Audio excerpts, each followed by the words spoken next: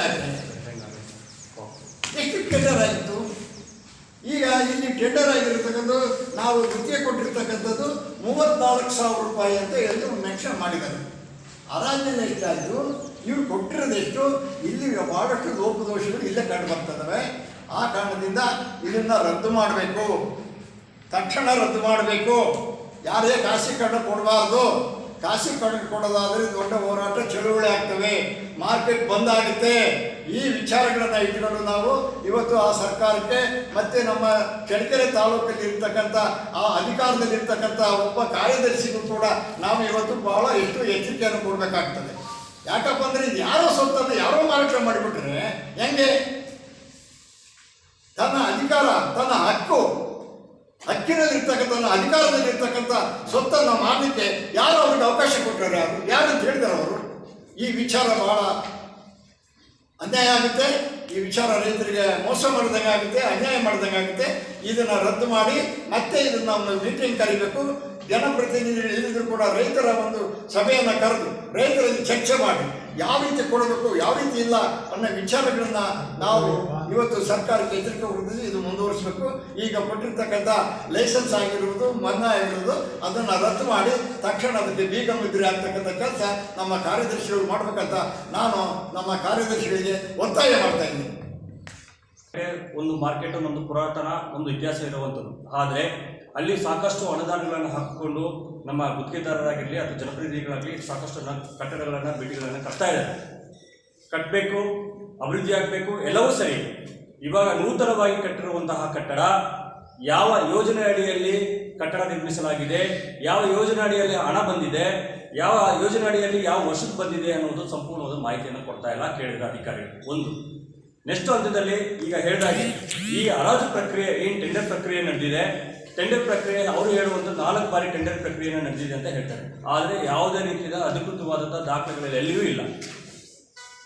ಅನಂತರ ಈ ಟೆಂಡರ್ ಪ್ರಕ್ರಿಯೆ ನಡೆಯುತ್ತೆ, ಹೊಯ್ಸಳ ಮತ್ತು ಪ್ರಜಾವಾಣಿ ಪತ್ರಿಕೆಗಳಿಗೆ ಬರುತ್ತೆ. ಅದಾದಮೇಲೆ ಇವರು 34,000 ರೂಪಾಯಿವರೆಗೆ ಇವರು ಹೇಳಿದಾಗೆ ಬಹಿರಂಗ ಹರಾಜು ಪ್ರಕ್ರಿಯೆಯ ಬಾಬ್ತು ಮೊತ್ತವನ್ನು ನಮೂದಿಸಿಲ್ಲ. ಇಲ್ಲಿ ಸಂಪೂರ್ಣವಾಗಿ ನಮಗೆ ಅನಿಸಿರುವ ಮಟ್ಟಿಗೆ ಅಧಿಕಾರಿಗಳು ಅಥವಾ ಪ್ರಭಾವಿಗಳು ಅಥವಾ ಇನ್ನಿತರೆ ಸೇರಿಕೊಂಡು ಈ ಒಂದು ಕಟ್ಟಡದ ಪಾಲುದಾರಿಕೆಯನ್ನು, ಭ್ರಷ್ಟಾಚಾರದ ಪಾಲುದಾರಿಕೆಯನ್ನು ಪಡಿಬೇಕನ್ನೋ ಹುನ್ನಾರದಲ್ಲಿ ಸಂಪೂರ್ಣವಾಗಿ ಮೇಲ್ನೋಟಕ್ಕೆ ಸಾಬೀತಾಗ್ತದೆ. ಹೇಗೆ ಈಗ ಇವರೇ ನಮೂದಿಸಿರುವ ಹಾಗೆ ತಿಂಗಳಿಗೆ 34,000 ರೂಪಾಯಿ GST ಸೇರಿಸೋಣ. ನಂತರ GST ಸೇರಿಸಿ 40,000 ರೂಪಾಯಿ ಆಸುಪಾಸಿನಲ್ಲಿ ಬರುತ್ತೆ ಬಾಡಿಗೆಗೆ. ಅಷ್ಟು ತಿಂಗಳಿಗೆ ಮಾಸಿಕ ಇದನ್ನು ಬಾಡಿಗೆಯನ್ನು ಫಿಕ್ಸ್ ಮಾಡಿ ಟೆಂಡರ್ ಪ್ರಕ್ರಿಯೆಯನ್ನು ಕೊಟ್ಟಿದ್ದಾರೆ ಅವರಿಗೆ ಅಂತಂದರೆ ಒಂದು ತಿಂಗಳಲ್ಲಿ ಮದುವೆಗಳು ಎಷ್ಟು ನಡೆಯುತ್ತೆ? ಸರಾರವಾಗಿ ಒಂದು 5 ರಿಂದ 10 ಮದುವೆಗಳನ್ನು ಇಟ್ಕೊಳ್ಳೋಣ. ಕೆಲವೊಂದು ತಿಂಗಳಲ್ಲಿ ಮದುವೆಗಳೇ ನಡೆಯಲ್ಲ. ನಮ್ಗೆ ಆವರೇಜ್ ವರ್ಷಕ್ಕೆ 34,000 ರೂಪಾಯಿ ಅಂತ ನಾವು ಇವರು ಬಾಡಿಗೆ ಕೊಟ್ಟರು ಅಂತ ತಗೊಂಡ್ರೆ ಈಗ 40,000 ರೂಪಾಯಿ ಅಂತ ಇಟ್ಟು 12 4,80,000 ರೂಪಾಯಿ ಇವರು ವರ್ಷಕ್ಕೆ ಕಟ್ತಾರೆ.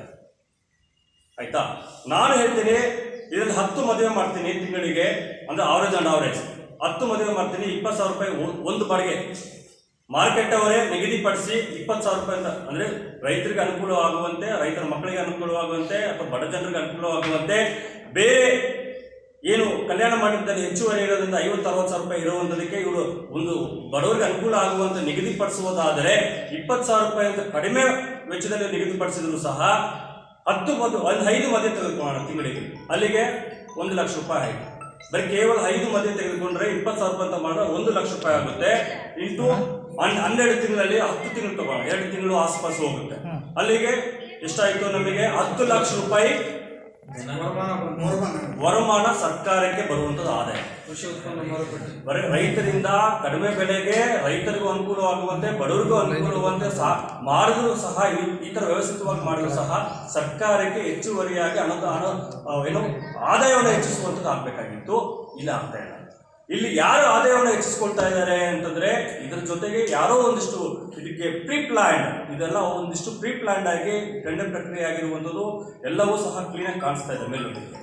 ಒಟ್ಟಾರೆ ಇವರು ಇಲ್ಲಿ ಅಧಿಕಾರಿ ಮಟ್ಟ ಅಥವಾ ಇನ್ನಿತರೆ ಇವೆಲ್ಲರೂ ಸೇರ್ಕೊಂಡು ಸಂಪೂರ್ಣವಾಗಿ ಸರ್ಕಾರಕ್ಕೆ ಹೆಚ್ಚಿಸುವಂತ ಆದಾಯ ಬರುವಂತನ್ನ ಕುಂಠಿತಗೊಳಿಸಿದರೆ ಮತ್ತೆ ಯಾವುದೇ ರೀತಿಯ ಜನಪರವಾಗಿ ರೈತರ ಪರವಾಗಿ ಇದು ಕಲ್ಯಾಣ ಮಂಟಪ ಸೇವೆಯನ್ನು ಕೊಡಿಸುವಂತ ನಿಟ್ಟಿನಲ್ಲಿ ಪ್ರಾಮಾಣಿಕ ಪ್ರಯತ್ನ ಆಗ್ತಾ ಇಲ್ಲ. ಇದು ಬಹುಮುಖ್ಯವಾಗಿ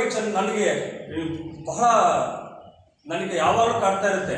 ನನ್ನ ಚಳ್ಳಕೆರೆ ಅಂದರೆ ತುಂಬ ಅಭಿವೃದ್ಧಿ ಅನ್ನುವಂಥದ್ದು ಬಹಳ ಜನ ಹೇಳ್ತಾ ಇರ್ತಾರೆ. ನನ್ನ ಖುಷಿ ಕೆಲವೊಂದು ವಿಚಾರದಲ್ಲಿ ನಾನು ಅದಕ್ಕೆ ನಾನು ಯಾವುದೇ ರೀತಿ ಆಕ್ಷೇಪಣೆ ಸಲ್ಲಿಸಲ್ಲ, ಆಗಿರೋದಕ್ಕೆ ನಾನು ಖುಷಿ ಪಡ್ತೇನೆ. ಯಾಕಂದರೆ ನನ್ನ ಕಣ್ಣಿಗೆ ಕಾಣುತ್ತಿದೆ, ಅದು ನನ್ನ ಖುಷಿಯನ್ನು ವ್ಯಕ್ತಪಡಿಸ್ತೀನಿ. ಆದರೆ ಅಭಿವೃದ್ಧಿ ಅಂದರೆ ಏನು?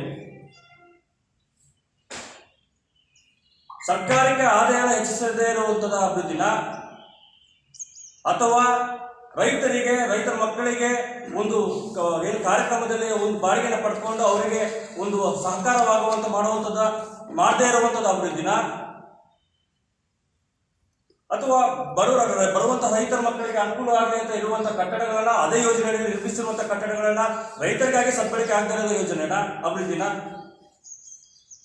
ಹೇಗೆ ಇದು ನಾನು ಪ್ರಮುಖವಾಗಿ ಸ್ಥಳೀಯ ಮಾನ್ಯ ಶಾಸಕರು ಸಹ ಬಹುಮುಖ್ಯವಾಗಿ ನಾನು ವಿನಂತಿಸಿಕೊಳ್ತಾ ಇದ್ದೇನೆ, ಜೊತೆಗೆ ಆಗ್ರಹಿಸ್ತಾ ಇದ್ದೇನೆ. ಆಗ್ರಹಿಸೋದು ಏನಂತಂದ್ರೆ, ಇಷ್ಟು ಅಲ್ಲಿ 10 ವರ್ಷ 2 ಟರ್ಮ್ ಇಲ್ಲದೆ ಇರ್ತಕ್ಕಂತಹ ಅಲ್ಲಿ ಸಮಿತಿ ಇಲ್ಲದ ಕಾರಣಕ್ಕಾಗಿ ಇವೆಲ್ಲವೂ ಸಹ ಮಾನ್ಯ ಶಾಸಕರ ಗಮನಕ್ಕಿದೆ. ಆದಾಗ್ಯೂ ಇವರು ಈ ಬಗ್ಗೆ ಗಮನ ಹರಿಸಿ, ನಾನು ರೈತರ ಬೆನ್ನೆಲುಬೆ ಆಗಿದ್ದೀನಿ, ರೈತರ ಪೂರಕವಾಗಿ ನಾನು ಕೆಲಸ ಮಾಡ್ತಾ ಇದ್ದೀನಿ, ರೈತರ ಜೊತೆಗೆ ಆಗಿದ್ದೀನಿ ಅಂತ ಅನ್ನೋದಾದ್ರೆ ಇಷ್ಟು ವಿಚಾರಗಳು ಸೂಕ್ಷ್ಮತೆಗಳನ್ನು ಸಹ ಯಾಕೆ ಗಮನಿಸಿಲ್ಲ ಅನ್ನುವಂಥದ್ದು. ಇಷ್ಟು ಸೂಕ್ಷ್ಮತೆಗಳನ್ನು ಗಮನಿಸಿಲ್ಲ ಅಂತಂದ್ರೆ ಇನ್ನು ಇವರು ಹೇಳುವಂಥದ್ದಕ್ಕೆ ಇವ್ರು ನಿಜವಾಗಿಯೂ ಸಹ ರೈತರ ಪರವಾಗಿದೆಯಾ ಅನ್ನುವಂಥ ಪ್ರಶ್ನೆಗಳು ನಮ್ಮಲ್ಲಿ ಉದ್ಭವಿಸುತ್ತೆ. ಹಾಗಾಗಿ ಇವತ್ತು ಸರ್ವ ಸಮಾನ ಮನಸ್ಕರ ಅಂದರೆ ನಾವೆಲ್ಲ ರೈತರು ಮತ್ತು ಸಾಮಾಜಿಕ ಹೋರಾಟಗಾರರು, KRS ಪಕ್ಷರು ಮತ್ತು ಒಕ್ಕೊರಲಿಂದ ಯಾಕೆ ಆಗ್ರಹಿಸ್ತಾ ಇದ್ದೀವಿ ಅಂತಂದರೆ, ಈ ರೀತಿಯಂತಹ ಭ್ರಷ್ಟಾಚಾರ ಅಕ್ರಮಗಳನ್ನು ದಯವಿಟ್ಟು ನಿಲ್ಲಿಸಿ. ಇದು ನಿಮಗೆ ಶೋಭೆ ತರುವಂಥದ್ದಲ್ಲ. ಇಷ್ಟು ಮೇಲ್ನೋಟಕ್ಕೆ ರಾಜರೋಷವಾಗಿ ಭ್ರಷ್ಟಾಚಾರವನ್ನು ಕಂಡಿದ್ರು ಮೌನವಾಗಿದ್ದೀರಿ ಅಂದ್ರೆ ನಿಮ್ದು ಪಾಲುದಾರಿಕೆ ಇದೆಯಾ ಅನ್ನುವಂಥ ನಾವು ಪ್ರಶ್ನೆಗಳನ್ನ ಶಾಸಕರು ಸಹ ಕೇಳ್ತಾ ಇದ್ದೀವಿ. ಯಾಕೆ ಪತ್ರಿಕಾಗೋಷ್ಠಿನೇ ಮಾಡಬೇಕಾ, ಅಥವಾ ಬೇರೆ ಯಾರಾದ್ರೂ ಸುದ್ದಿನ ಲೈವ್ ಮಾಡಿ ಪ್ರಸ್ತಾಪಿಸಬೇಕಾ, ಅಥವಾ ಸಾಮಾಜಿಕ ಕಾರ್ಯಕರ್ತರು ಹೋರಾಟಗಾರರು ಬಂದು ಮಾತಾಡಬೇಕಾ, ಅಥವಾ ಮಾಧ್ಯಮ ಮಿತ್ರರು ಅದನ್ನ ಧ್ವನಿಯಾಗಿ ಎತ್ತಿ ಅದನ್ನ ಮುಂದೆ ಇಡಬೇಕಾ? ಇಷ್ಟು ವಿಚಾರಗಳು ನಾವು ಇಲ್ಲಿ ಗಮನಿಸಿರುವಂತ ಟೋಟಲಿ ಹೇಳ್ಬೇಕಂದ್ರೆ ಸರ್ಕಾರಕ್ಕೆ ಮತ್ತೆ ಇಲ್ಲಿ ನಮ್ಮ ಜನಪರವಾಗಿ ಸಂಪೂರ್ಣವಾಗಿ ಯಾವುದೇ ರೀತಿಯ ಅನುಕೂಲಗಳು ಮತ್ತು ಸರ್ಕಾರಕ್ಕೂ ಆಗುವಂತಹ ಅನುಕೂಲಗಳು ಸಹ ಇಲ್ಲದೇ ಇರೋದು ಮೇಲ್ನೋಟ ಕಂಡಿದೆ. ಇದು ವ್ಯವಸ್ಥಿತವಾಗಿ ಕರ್ನಾಟಕ ರಾಷ್ಟ್ರ ಸಮಿತಿ ಪಕ್ಷವು ಸಹ ಏನು ಆಗ್ರಹಿಸ್ತಾ ಇದ್ದೀವಿ ಅಂತಂದರೆ, ಏನು ಕೊಟ್ಟಿದ್ದಾರೆ ಫೆಬ್ರವರಿ ತಿಂಗಳು 2026ರಲ್ಲಿ ಅಧಿಕೃತವಾಗಿ ಲೈಸೆನ್ಸ್ ಅನ್ನು ಕೊಟ್ಟರು ಸರ್ಕಾರ ಮಾನ್ಯ ಸರ್ಕಾರ ನಡವಳಿಕೆ ಏನು ಮಾಡ್ಕೊಂಡು ಬಂದಿದ್ದಾರೆ, ಇದನ್ನು ರದ್ದುಗೊಳಿಸಬೇಕು. ಆಲ್ರೆಡಿ ಅವರು 55 ತಿಂಗಳಿಗೆ ಇದನ್ನು ಅಗ್ರಿಮೆಂಟ್ ಆಗಿದೆ. ಅದು ಇನ್ನೊಂದು ಬಹುಮುಖ್ಯ ವಿಚಾರ ಮುರಳಿ ಸರ್ ಮಾತಾಡ್ತಾರೆ. ನಾನು ಒಂದು ಪಾರ್ಟ್ ಮಾತಾಡಿಲ್ಲ, ಆ ಪಾರ್ಟ್ ಅವ್ರು ಮಾತಾಡ್ತಾರೆ. ಯಾಕಂದ್ರೆ ನಾವೆಲ್ಲವೂ ಪಾರ್ಟ್ನ ಡಿವೈಡ್ ಮಾಡ್ಕೊಂಡು ಹೋಗುತ್ತೆ, ಒಂದಿಷ್ಟು ಅವರು ಒಂದಿಷ್ಟು ಮಾತಾಡ್ತಾರೆ. ಭಾಳ ಮುಖ್ಯವಾದ ಪಾರ್ಟ್ ಇದೆ, ಅವರು ಮಾತಾಡ್ತಾರೆ. ಈಗ 55 ತಿಂಗಳಿಗೆ ಅಗ್ರಿಮೆಂಟ್ ಆಗಿರುವಂಥ ವಿಚಾರ ಮತ್ತು ಇನ್ನಿತರ ವಿಚಾರಗಳು ಸಹ ಇವರು ಪ್ರಸ್ತಾಪಿಸ್ತಾರೆ. ನಮಸ್ಕಾರ. APMC ಪ್ರಾಂಗಣದಲ್ಲಿರುವ ಎಷ್ಟೋ ಮಳಿಗೆಗಳು ಇವತ್ತಿಗೂ ಬಾಡಿಗೆನೇ ಕಟ್ತಿಲ್ಲ. ಅಲ್ಲಿ ಆದಾಯ